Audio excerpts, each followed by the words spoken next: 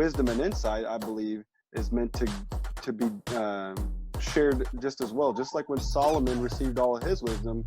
Welcome to the Howie and Beastmode podcast, where we discuss all things business, including growth, strategy, and execution, as well as personal and professional development. Let's join Howie and Beastmode in conversation. Okay. All we did was win championships. That's it, man. Just rain down bombs all day. The only difference is his beard got a little bit longer. That's it. Yeah. I started growing it right after you left, probably. Hey, I'm right there with you, man. I'm not cutting it. I'm not cutting my beard until it gets your length. I don't know if it'll ever get there, but it'll get there, man. Yeah. But yeah. Howie, I call him Leo, so it's gonna pop in. It's gonna happen, man. It's gonna happen. So I call him Leo just because he reminds me of Leonardo DiCaprio. He went from looking like Leonardo DiCaprio from The Departed. Now he looks like Leonardo DiCaprio from that movie where he gets mauled by that bear. You know. That's a good. It's rough. So good one. So classic. Anyway, so very cool. Well, thanks so much for hopping on. It's great to meet you. That's cool that you guys have some history too. Yeah, definitely. Thanks for having me. I appreciate it. Yeah. Do you live in Virginia, or is that like a trip that you're on? So ironically enough, we have an executive meeting out here this next few days, and I'm kind of working with other companies around the nation to just bounce ideas off of and help grow the company, essentially. Well, that's cool. Yeah. So Trevor, what we're gonna do, I know a lot. Again, I know you. Howie doesn't know you. So I know some things that are going on. And what we're hoping to do during this time is to dive into your business, what's going on, what specific things, can we ultimately listen, give you wisdom, guidance, direction, things on, and then ultimately we're going to end in prayer, right? Okay. So we're just going to take a few minutes. I'm going to mute, and then you just update Howie on what your business is. What's the name of it? What do you guys do? I know that you have some things going on now. If you want to share about that specific struggles and what you guys are looking to do, share on that. And then Howie's going to ask a bunch of questions, and then I'll start chiming in. Okay. All righty. All right. Yeah. So love to just hear about you and the business, man. Yeah. So company's Let's Party Rental. We do tents, tables, chairs, linens. We did a lot of other things. For many years, we were the one-stop party rental center. Let's see here. I took over 2 or 3 months into COVID. I had my brother had been running it, and he was also trying to run his lawn care company. And it just when COVID hit, you kind of saw a sharp decline in sales, and really the questions was started to ask, are we going to make it? And at the time I was working for Disney, and just got off my master's program, and really my pride really prevented me from coming back and taking over the family company. So when COVID hit, I was able to really get in tune with God and ask him what he really wanted for me. And it just got me on this journey back to my hometown, Bloomington Normal, and on this amazing journey that he's put me on. And he's just blessed me with a bunch of different things, from employees to just how to effectively manage this company. I have all the education, but that experience was, you just trial and error. So what it ended up happening is when I took over with a family business, it's a struggle, to really make everyone happy. And essentially what God put on my mind is buying out the company. And you can't have four chiefs. It's with a business, you really have to have one person in charge. And I learned that the hard way. Many struggles and battles with my family. But my mom, has always owned a significant portion of this business. And she was kind of always on board with what I had done and the growth she had seen.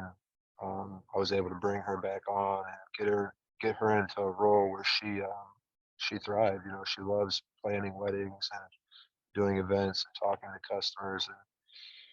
And I realized those were my weaknesses, and I think that's something that us as leaders, we have to understand. We're not strong in everything. Being able to delegate and elevate was a big lesson for me. Because for probably the first year there, I was trying to do everything and doing it, but my happiness suffered, a lot. And these past several months, just having our prayer groups with Jordan, and just really getting involved with the church, and putting God first. I think that was a priority that I wasn't that was lacking for me and for the company, right? So now that's a big priority in the company, is to put that first, and to bring in people who are walking that walk, right? I don't care where you're at in that walk, as long as you're walking. And that's important for me. So, a little bit of background about the company. We got out of a lot of things that weren't bringing us profit, right? So what we did was, now our sole focus is on tents, tables, chairs, which gives us a niche in the industry, which is corporate clients, universities. Obviously, we've got a company that's been built around weddings and special events, which, it's not the ideal client just because they can give you a lot of headache, but we've built this company around it. We've built packages and things to where when customers come and want to book a wedding through us, it's a simple process, which automates that side. And then to further automate that, we, at letting go of the vine, I introduced entrepreneurial operating system, EOS, which Traction. I don't know if you've ever read that book, but it's just it's all about knowledge and putting people around you that strengthen your weaknesses, right? And then help you understand you're really not in it alone. You got people. You just have to find the right people, put them in the right spots. So when we started focusing on that, and just start doing the right thing, everything shifted. And it's Jordan told me this one time: be careful what you pray for, right? So I was always praying for growth in this company, and I spent 6 months, right, just working on trying to get this. I spent 6 months trying to get our warehouse, all this construction.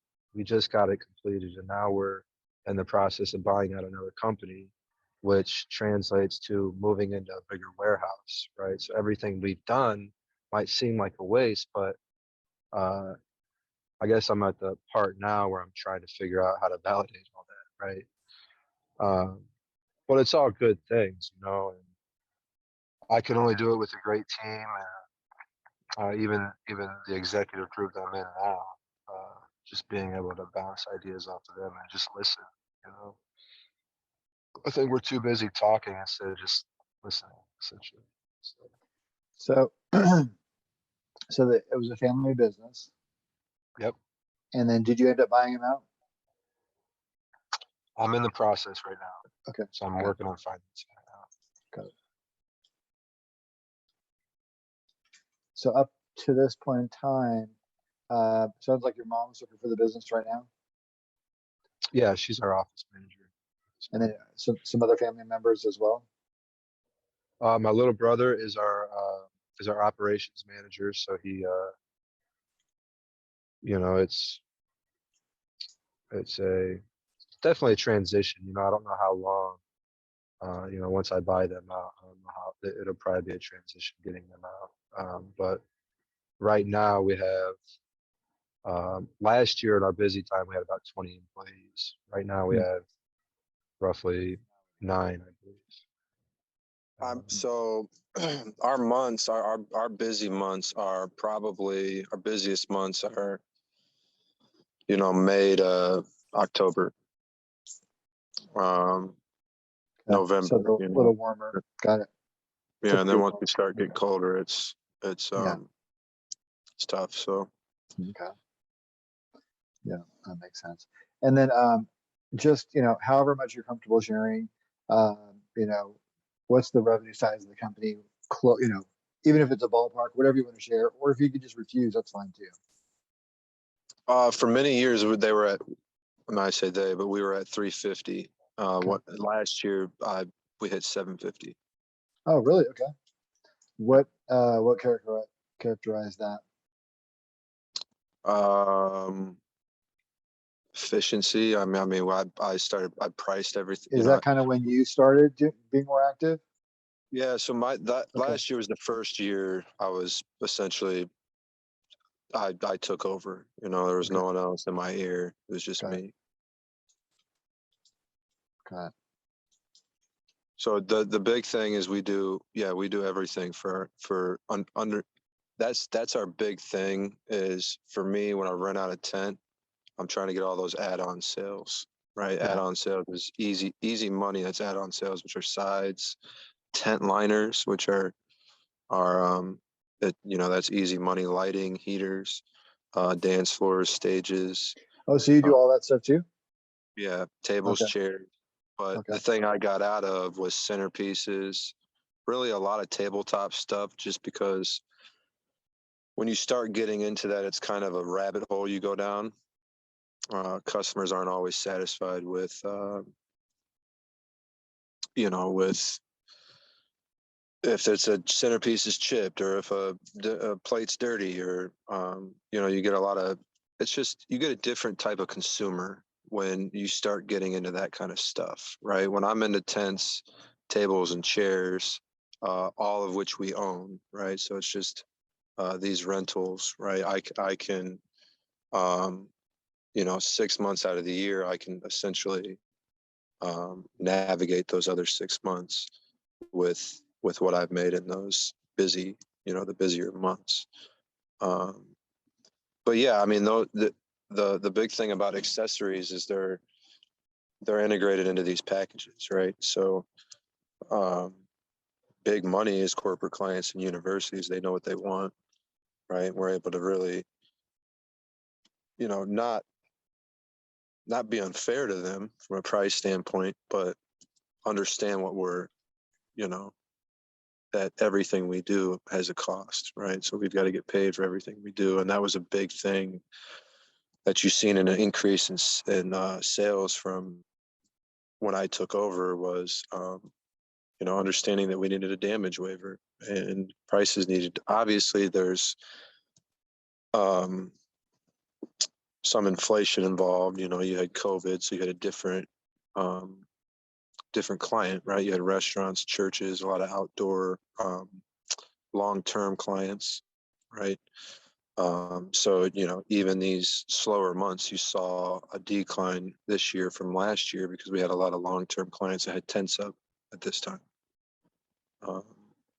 But, you know, you take over a company and then you get the universities in town. You know, this company's been around for 40, 50 years. So we take over those clients and we instantly become the biggest rental company in town.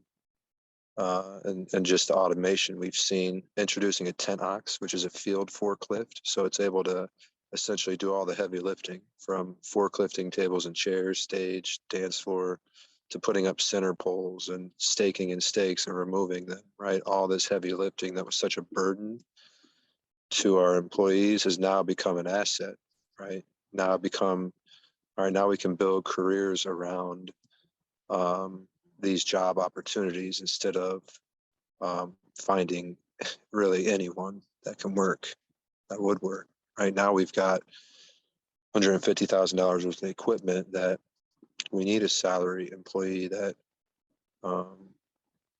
has the right morals and the right values to go out there and get the job done right. Not saying we didn't always have that, but it's just a different type of employee we're looking for now. Now, do you mostly serve kind of Chicagoland, or do you also do remote jobs? So yeah, it's just, we used to go 2, 3, 4 hours away to set up.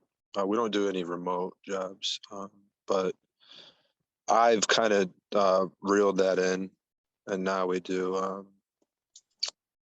The farthest we're going to go is probably about 45 miles, which 45 miles, if you're familiar with this area, gets you to all the major cities around us. So Springfield, Peoria, Champaign, and that's all you really need, right? And because if you go too far, it's just you're spending all that time to go out there to do a tent or a job that you could essentially do in town for the same amount of money, but you're having to, not, you've seen gas prices, so not only utilize our vehicles, and it becomes a day job instead of, hey, if we had a event like that in town, we could do 2, 3 of them, And that's why the 10ox is so important, is because what it does is it allows us to set up 3 big tents in one day, whereas before we were doing 1, right? And that's just a game changer. From the people I've talked to, you're saving $50,000-$60,000 in labor.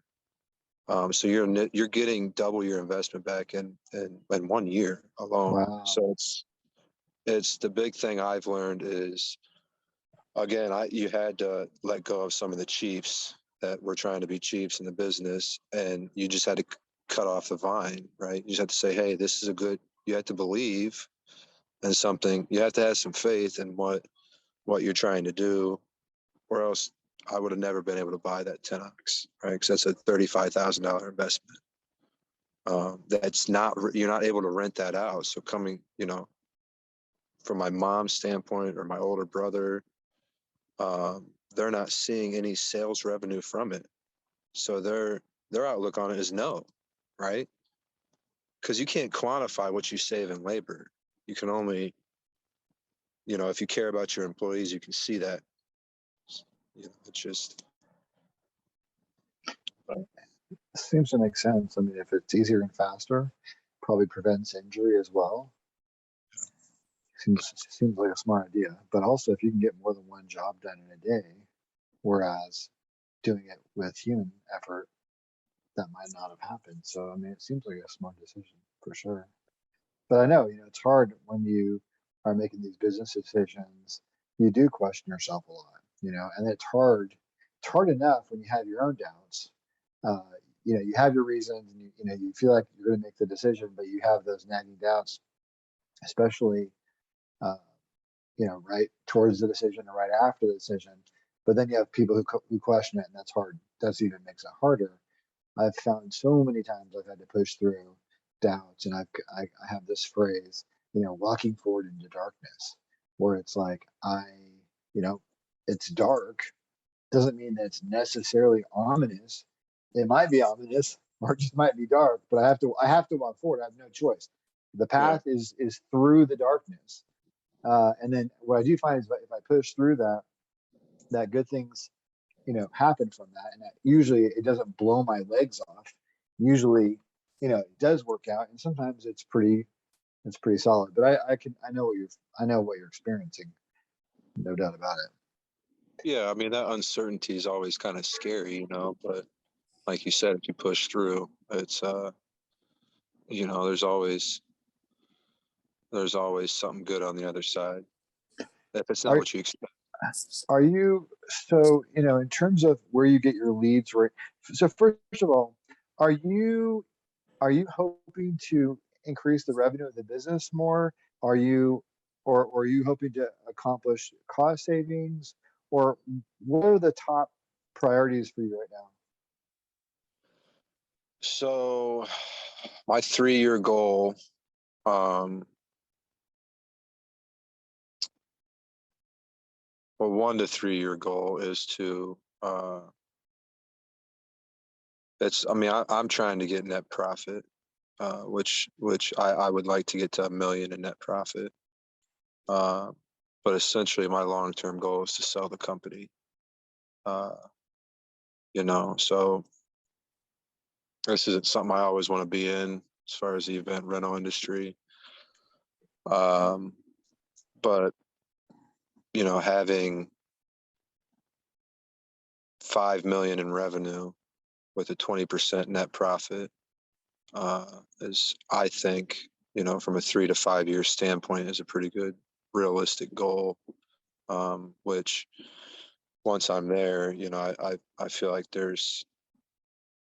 it shouldn't be too difficult of a sell. If I'm making $1 million in profit a year, and I pretty much have this area under control, and I think it's something that I can get rid of fairly easily, and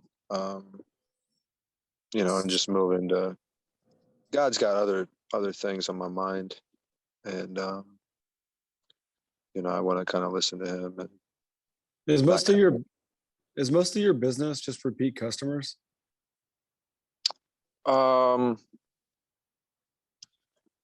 We do a lot of weddings, so those are one-offs, but those are a lot of referrals. So we get a lot of referrals from these weddings. From who? From previous clients, or you got a network of event organizers that are just funneling them to you? A little bit of both. We deal with a lot of event planners, which they're not always the easiest to deal with. But yeah, we get a lot of referrals, but that's an excellent question. I have to look into the amount of revenue that comes from repeat clients. Like I'm assuming you're talking like universities, corporate clients. Yeah. Yeah, because it sounds like that's where the main portion of your revenue is coming in, is through just guaranteeing these large bucket events that are going to come every single year.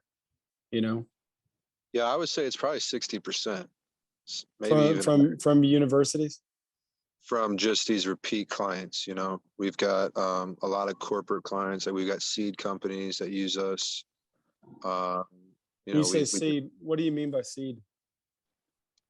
They do like hybrid corn companies. So they go out there and they do a lot of employee tents. So we set up long-term employee tents in the summertime when it's hotter out.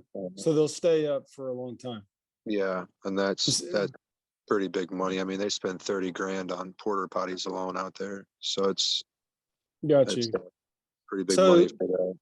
So let me revise. So is a portion of some of this due to like extended rentals versus, because whenever I'm thinking of tents, tables, chairs, I'm thinking of, put up, take down, same day, next day. But how much would you say a portion is that versus long-term extended rentals? So that was a shift, right? With COVID, it was a shift. We had to change our pricing strategy and everything with COVID, because we got a lot more long-term rentals. Now we're starting to see it go back to these weekend rentals, essentially, right? But the cool thing with being able to schedule these events is that it's hard on our employees to put up a tent on Friday and take it down on Monday, right? So we're able to kind of sift through the schedule and put tents up on Tuesday or Wednesday and come back around and take them down on Tuesday, and kind of navigate where we're taking them down and where we're putting them up.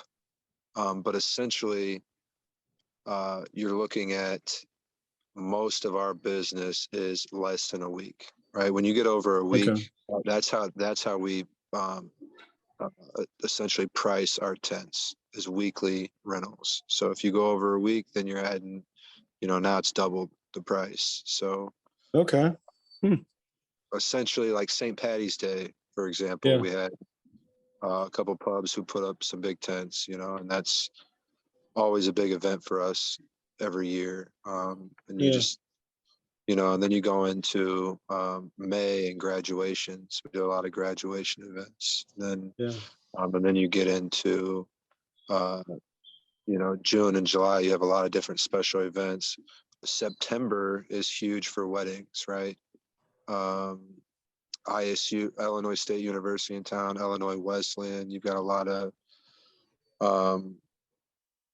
long-term vendors that use us, and it's just, you know, we do good business for them, and you know, we've been doing it for a long time, and taking Yeah. over this company who's essentially been in business for 30-40 years and has these long-term clients. Now those guys are rolling over to us, right? So Right. like this next year is crucial for us to develop those relationships with these new clients.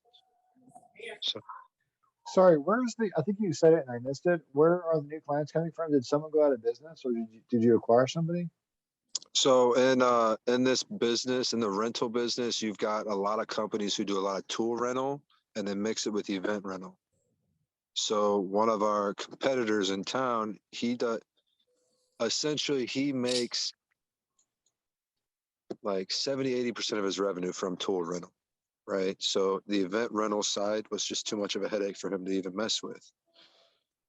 And steps me, you know, we've always only done event rentals. So it's an easy transition. He's a great Wow, guy. that's so cool. So did you Yeah, have to buy him out, or is it more of a sales referral thing? so I'm in the process of buying out all of his inventory. We're looking at moving over to his warehouse actually, because it's like a dream warehouse for us. You know, it just eliminates a lot of things that we struggled with. Loading dock was a big one. They have a tent cleaner, a chair washer, right? Like things that you take for granted until you watch your employees clean tents by hand, right? That alone, it just like puts a smile on my face, because now like I get to tell my employees like, hey, you never have to wash a tent again. We've got that automated now. We've never had that, you know, like that's such a game changer. So like I sit here and I'm like, yeah, I want to get out of this industry, but like if I go there, right, and now like it's a renewed excitement, you know, because now I have this automation to the fullest, right? We've got automation from every step of the way, which just only adds value to the customer, right? You talk about referrals and different things, you know, when people see how companies run, it's just a natural attraction, right? Versus, you know, it's this industry is naturally an older industry. So a lot of these businesses do things old fashioned, right? And we have new age that's introduced to not only how we run the business, but you know, how the clients see their invoices through their email, right? And different things. And that's exciting, you know, What do you to hear. What are you doing to gain new leads or new clients besides just receiving basically new leads and clients from this other guy? So Because that's what I was thinking. let me tell you, for what it sounds like you're doing, and it's great, is I already have a harvest, but Yeah. a lot of it has been getting wasted in being harvested. And so just by your example alone is we stopped doing this, now we're doing this, and our revenue went up. And so I'm just cleaning up my harvest. I'm making it, I'm gathering cleaner, I'm being more efficient, being more effective. Yeah. But I'm just curious, because a lot of the things that you've said is that you're relying on referrals, repeat referrals, you're relying on a lot of repeat customers. I'm wondering, is there, for me as business, am I thinking, how can so if I have a client, ISU, I'm here, I want to get into, I've been servicing this portion of their university. Is there any portion of the university I'm not servicing? How can I tap in to that additional revenue? Same client, but is there any more of their wallet that I'm not getting? You know? Yeah. And then obviously there's the other avenue of, you know, how, because again, I went and looked at your website and your social presence and things like that. And I can tell it's not a high priority Yeah. at the moment. But if I was a new customer, you better believe it needs to be a high priority, because it doesn't have a standard, you Yeah. know? So what's your thoughts on that? So that's what we're in the process of doing. I mean, I've spent a lot of time doing it, like making our company efficient, right? And I talked a lot about that, but what I'm in the process of designing a new website. All right. So we're working on that as we speak. Okay. And it's an amazing website. So it's a website wish list, right? So people can go on there and order anything. Yeah. What a wish list does is essentially they can go out and they can pick the things they want, and then it sends us a quote, right? We review the quote.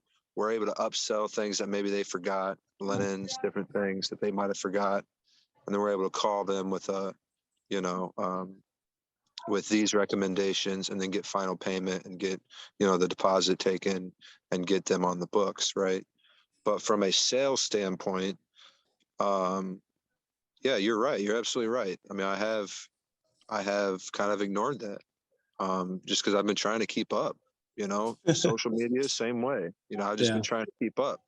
But Yeah. with the EOS system we're putting in place, I'm able to learn how to delegate and elevate people into those positions, right? A big thing I was preying on was being able to utilize Weavers.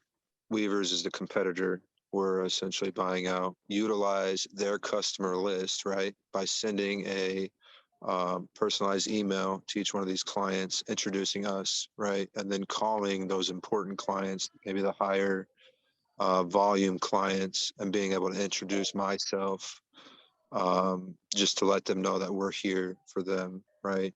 Get our name. And then the next thing that's been on my mind is I've got an employee now who is a great salesman, right? I don't have him in that role now, but this acquisition allows me to have the funds available to get him into a salary role and to get him into, really honing in on what our what our niche is, right? Like, who are we focusing on? And and that's kind of my thoughts on that. But yeah, I mean, you're absolutely right.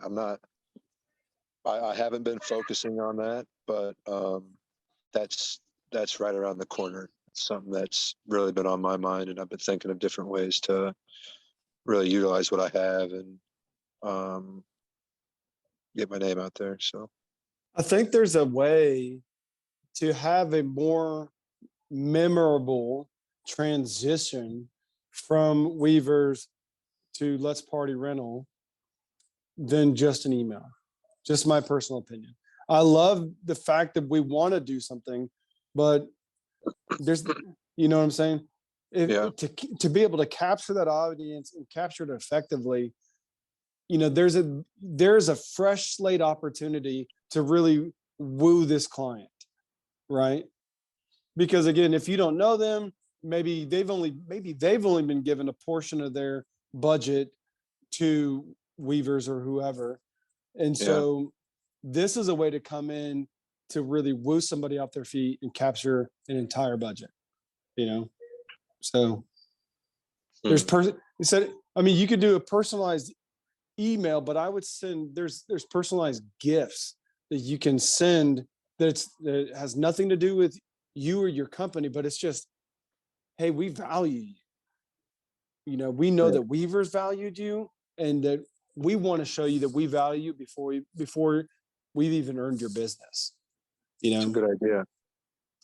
Good idea. So give us an opportunity to show you, that you can still have the homegrown Weavers love that you enjoy, but now mixed with the Let's Party Rental vibe, efficiency, feel. Yeah, I like that. And so you're inviting them invite them into a story, That's a good idea. Beast mode. That's it, man. So Yeah, no, I well, love that idea. I honestly didn't even think about, going to that length of, yeah, the yeah, email is because kind of an easy way out. it's a cop out. I mean, and it's Yeah. cool. There's nothing wrong with it. Do But both. I want to, You can yeah, always do yeah, both. Yeah. yeah. I'm going to send a package, and then a week later, you can have your emails just set up ready to go. You can automate that, Yeah. but have it come after the fact, and have it mention your gift. That's smart. Did you receive my gift? Yeah. Because again, my goal is that whenever I'm acquiring this I want to acquire 100% of their clientele, but I want to acquire more of their budget than what they were giving the other client. Just like I'm telling you now, generally speaking, your current customer has more to give you than what they're currently giving you. And so my first bread that I'm casting out in the water is I need to go after my current customer to see, are there any needs that they currently have that I'm not meeting? That's the easiest fruit to go get. Then besides going to find a new fruit tree to pick fruit from. But I need to do both. And I think part of that's when you have your salesperson, part of that's having a conversation and just saying, hey, we love the fact that you guys use us for every, fall graduation. Just curious, do you guys do other types of events? Like, do you guys do a homecoming? We'd love to take a crack at homecoming. So you have to sometimes look at a little bit of sales history and kind of have a little bit of context.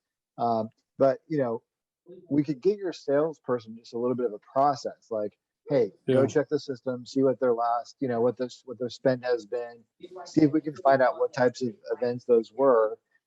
If we don't know what kinds of events that we're getting, if we don't have a CRM system and we're not logging, the purpose of the event, then we need to start doing that so we can mine that data later.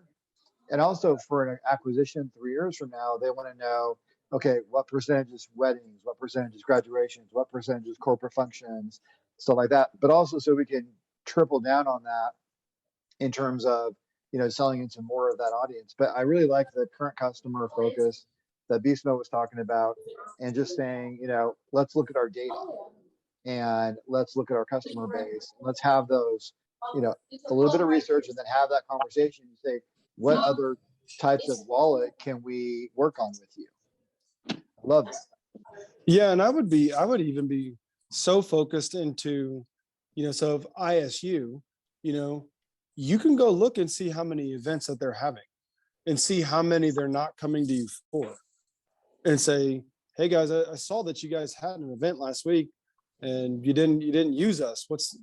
And you can be able to go down that. And they're like, oh, that's a different department. Well, can you introduce me to that department? It's missing fruit that you're already servicing, Yeah. Do you have a CRM right now? Yeah, we do. Is that EOS that you're talking about? No, EOS is a people management system, but it's good. It's called Good Shuffle. Okay. It's pretty intuitive. But you mentioned categorizing events. That's this transition with family. I tell my mom to do that stuff. She's like, it doesn't matter. It so I'm like, Mom, it doesn't does matter. Yeah. But you can even automate it before it gets to her. I'm going to know what my lead sources are for any kind of a business. So I want to know the source, and I want to know what it is. Yeah. Yes. But you can automate it out of her. So you can tell what's being booked. Somebody's purchasing a graduation. I know. So she didn't have to log that. Your system can just log it for you. Yeah. Maybe. You know what I'm saying? But you need to count that. I mean, I suppose if you ran it through a there's a lead way. capture form, like if his new website, actually, the way you could skip her and skip any human is if you kind of like pointed, if your website configurator thing was kind of like where you push to everybody, even people that you talk to, then you could have a couple of non-optional fields that they could put, that kind of information. But I really want to know what, how'd you hear about us? I need to know that. And I need to know what kind of event. Okay. The form that you were talking about them fill out, what type of form is it? Is it like a Google form or on the new website that's going to auto generate? So it's essentially like you're going to a website and checking, and checking out, right? But instead of them putting in any payment, right, it shoots us over a quote. So then we're able to say, if they have Do you 10 have fear with tables, that? do I have fear Yeah. with it? Yeah. Or Um, fear is probably the wrong word. Like hesitancy. I want, if somebody's on my website ready to check out, I want them to do so. well, I really want them to well, pause. with that, it's kind of, I like it because in this industry, you got to be able to schedule them, right? If I've got 6 tents that's going up, it's, I don't know. I know it's, I like it because it gives us the opportunity to review the quote, Hmm. and call them and kind of personalize this, right? Instead of just having it all I kind of online. do too. Just being able Plus to the upsell personalize it and say, piece. yeah, and say, hey, do you guys think about if it's a wedding, right? If they got a big tent and tables and chairs, hey, do you guys need linens? Do you need a dance floor? What about doing a stage for your head table? Do you want a tent liner? Like tent liners, people don't, that's where the knowledge piece comes in. A lot of people just aren't aware, if it's a one-off, right? They're not aware of all the different things that you can get from an accessory standpoint on a tent, right? Side pole skirts, center pole skirts, lighting, cafe lighting, all these different things that can really spruce up a tent. Even upgrading the tent, right? So instead of a pole tent, how about you get a sailcloth tent, right? That's a couple grand extra. So that's all these add-on sales, and it's not even the cool thing about this industry is you're not really selling. You're just mentioning things. Hey, did you guys look at our sailcloth tent? Oh yeah, I did. That's beautiful. Well, let's book it. So yeah, it's fun from a selling standpoint. I enjoy that just because you kind of really get to, Yeah. really get to develop a relationship with all the customers, and most of them, 90% of them are pretty What's your genuinely good people. what's your turnaround time? Obviously you haven't rolled it out yet, but I mean it's gonna have to be pretty quick. When somebody's completing this form, it's populating, it triggers you. I mean, in my mind, I'm thinking it's gotta be, within an hour, you know? Yeah, same day at the very least. Yeah. Um, and that's within the hour. If we're not able to get, a lot of people are doing that at work, right? A lot of brides and mothers of brides are doing these things at work. So maybe we're not able to get a hold of them over the phone, but yeah, within an hour or two, definitely at least have an email, right, with some recommendations. Again, I don't have all the details on how exactly this, because it's integrated within our program we use now. So I don't know. I'm sure a lot of it's automated, but just being able to email them and saying, hey, we check these things out, or Yeah. are you ready to proceed, type of thing. There's a company called Chili Piper that does something kind of interesting. On the website, you can actually, Chili Piper will connect to your calendar, and you would have to have a salesperson in place for this, but Chili Piper would basically look at that person's calendar, and then the person who is on the website can book them, a 15-minute conversation or whatever you want. But they can actually book that person's meeting right then and there. Chili Piper also has an option when they're on the website. You can actually chat, hey, you want to talk right now? And so I think that is something to look at whenever that person is in place. Yeah. I kind of like Chili Piper for those two things. Yeah, and when I first introduced this program, I was just thinking of automation. We've grown so quickly, some of the things you guys are talking about. It's kind of, it's unfortunate, but it's kind of making me think I need to find a more robust system. Yeah. Well, because you don't want last year's to be a one-off, Yeah. you want to be able to come through. Yes, I sifted. Yes, we're more efficient. We're more productive. We're doing things better. We got a new equipment that's helping out. We employee retentions well. We're doing these things well. But now it's like, okay, now we're set. We have a nice foundation. Where are we leaking? Where are we just throwing away leads, throwing away dollars at? It's easy money. That Yeah, I you love know? that. I'm definitely gonna. I'm jumping right on that. You ain't gonna tell me twice. You know what I'm saying? Because I mean, you're going to a university. Is there Yeah. not another event that may be going on the same day? That a different department's not reaching out to us. That's one of those things, man. Yeah, and I Well, already know there's a lot of money we're missing out on from that standpoint, just from what you're saying. Yeah. Even with ISU, ironically, you bring up ISU, but yeah, I know there's a lot of money we're missing out on that. And it's just having that uniqueness, right? Showing we care. Yeah. Which kind of shows me being naive, in a sense, just because we are one of essentially two companies in town, so we do kind of have the town Yeah. by the stronghold, but that's no excuse to just take my foot off the gas, right? But yeah, this is all. Are you running into sometimes during peaks? Do you kind of run into inventory problems with your product? What'd you say? Do you ever run into inventory problems where you don't have enough tenants or whatever?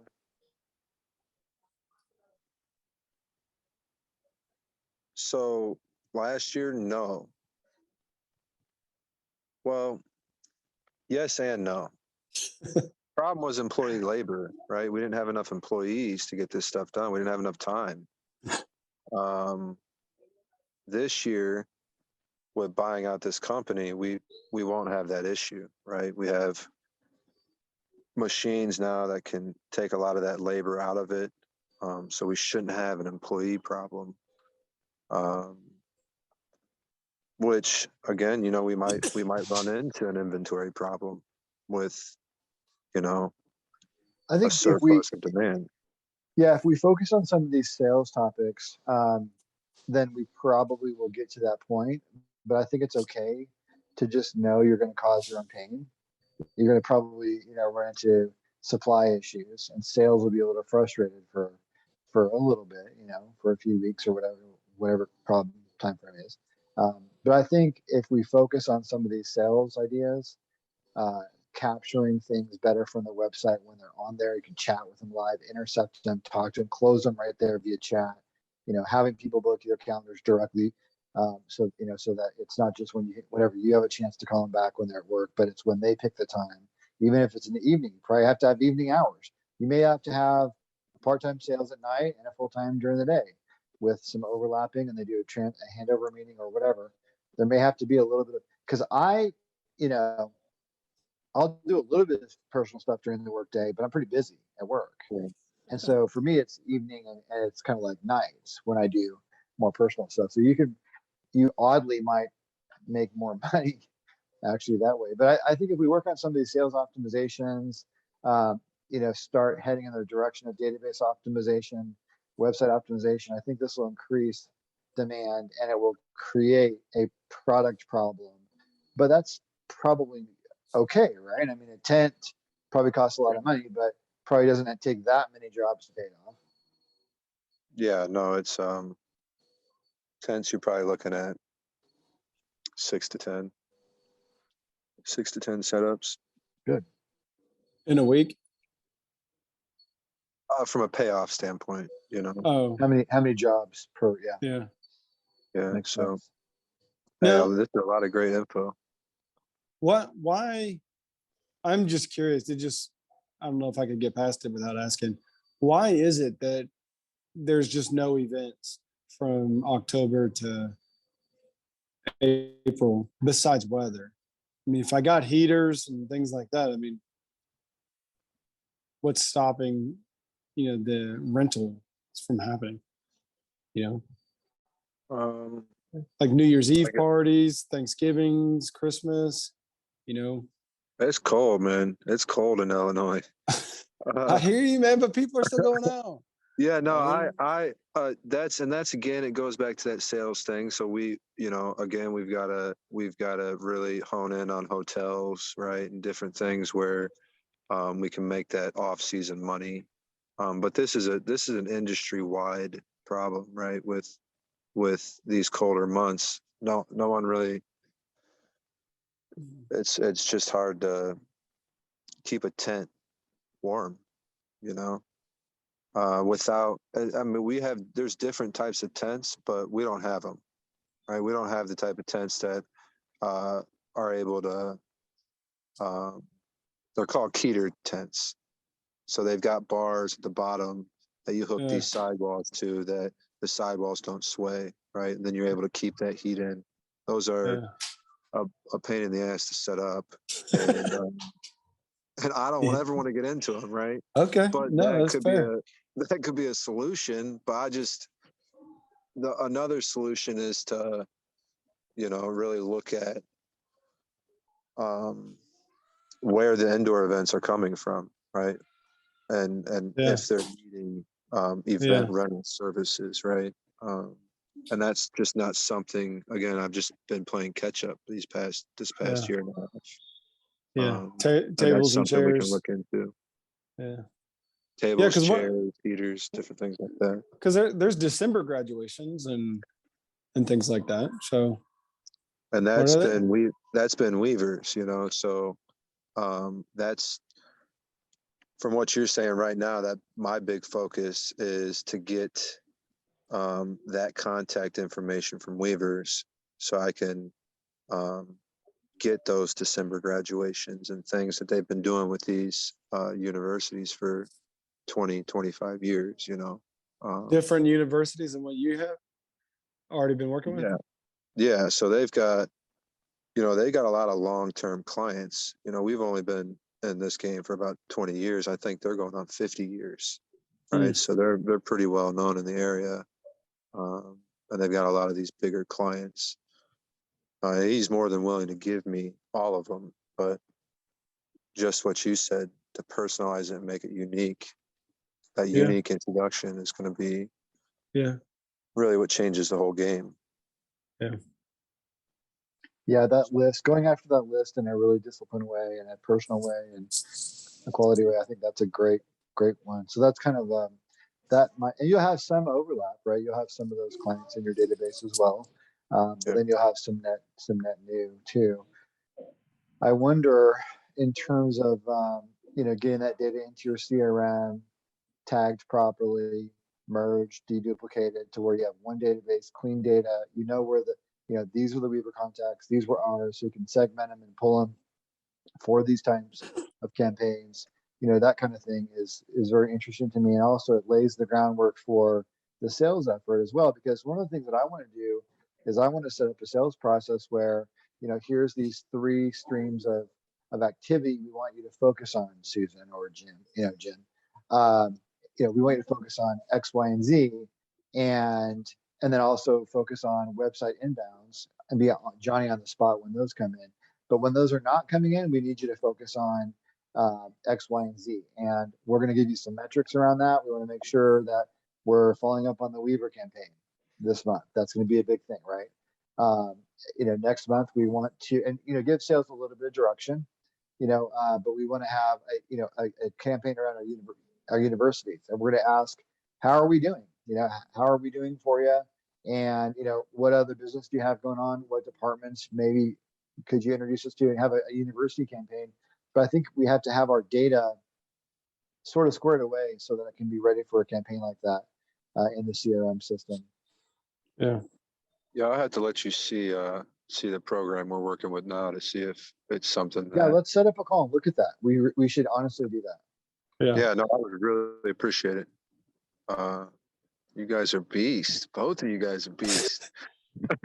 Well, you can see what things you can automate, because again, some of that you want to have personal touch, but some things I want to know scheduled. This happens, this is gonna happen regardless of human effort. Yeah. And then the human effort is what I'm tracking. This I know is happening. It's gonna get done. It's gonna be perfect every time.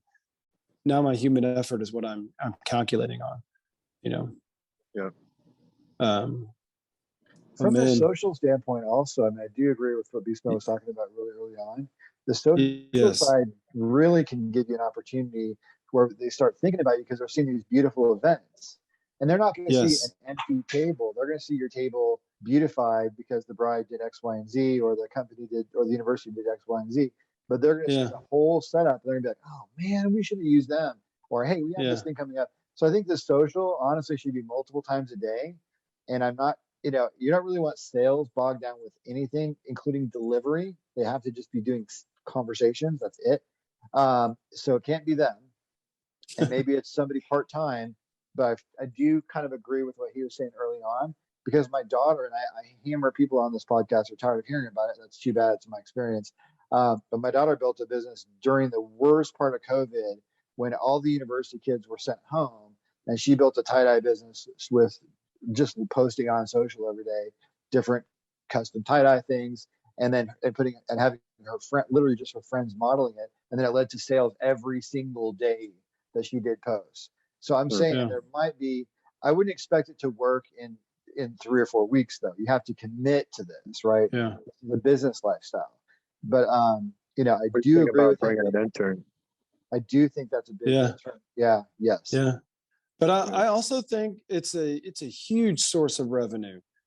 All social medias have the capacity for whoever to post their event. And I would have somebody sifting through those events saying, why are these people not using us? Especially during my down season.